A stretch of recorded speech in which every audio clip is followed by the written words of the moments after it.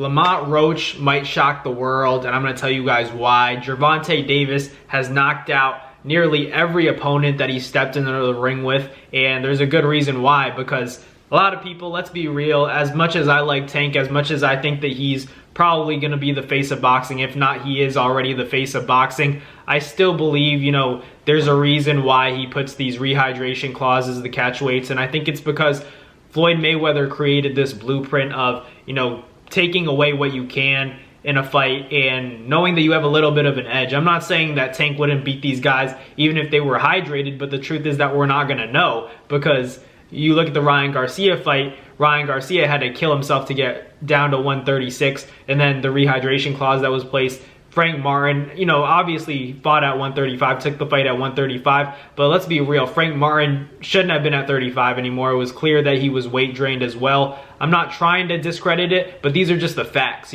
Mario Barrios, that 140 fight for Tank, Mario Barrios was ready to go up to 147 at that point. So it's just like, you look at Lamont Roach, and yeah, he is coming up from 130, and I don't, let's keep it 100. I don't favor him against Tank, but there is a way that he doesn't get stopped and could potentially pull off a decision. Because if you look at it, to my point earlier, Tank has a habit, or his team has a habit of creating these weight draining clauses and these catch weights to the point where, if these fighters don't accept these offers, then they may never get another opportunity to fight Tank Davis again.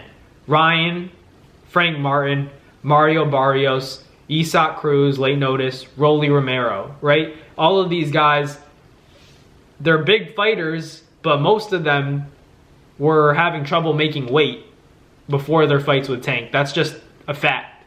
But for Lamont Roach, he doesn't have to worry about that because he's actually coming up in weight. And what a lot of people are forgetting is that when you're dehydrated, your punch resistance and your ability to take a shot decreases significantly. Now we have Lamont Roach coming up from 30 to 35.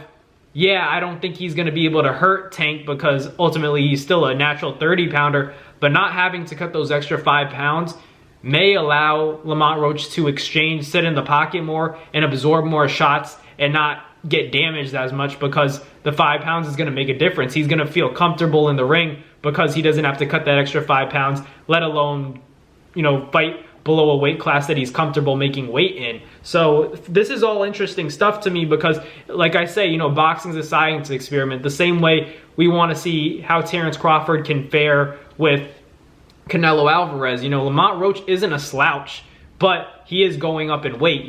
Not to the extent of fighting a guy like Canelo and skipping multiple weight classes, but this isn't his natural weight class, and he's going up against a guy who's constantly knocking his opponents out. So you could argue this is even more dangerous, but at the same time, he knows, Tank. He's been in the ring with Tank. So there's going to be stuff that he's thinking in the back of his mind that he did back in the day, and he thinks that to an extent it's going to work in this professional fight. The thing and complication with that is Tank has gotten so much better throughout, the duration of his career, especially in his more recent fights, that I'm not sure that's going to be enough. And that's the main reason why I'm picking Tank.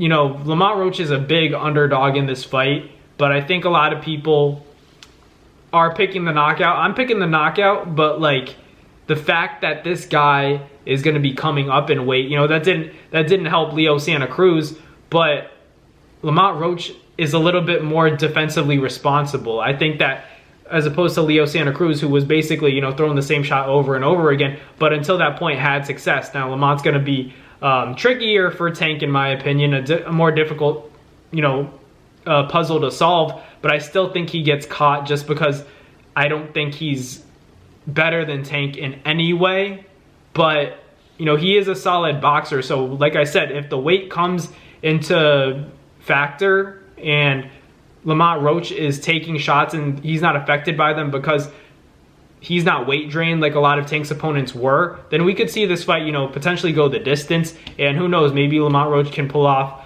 an upset decision. We'll see. We'll have to wait and see. But let me know down below what you guys think. Thank you guys for watching. Catch you guys in the next video. Peace.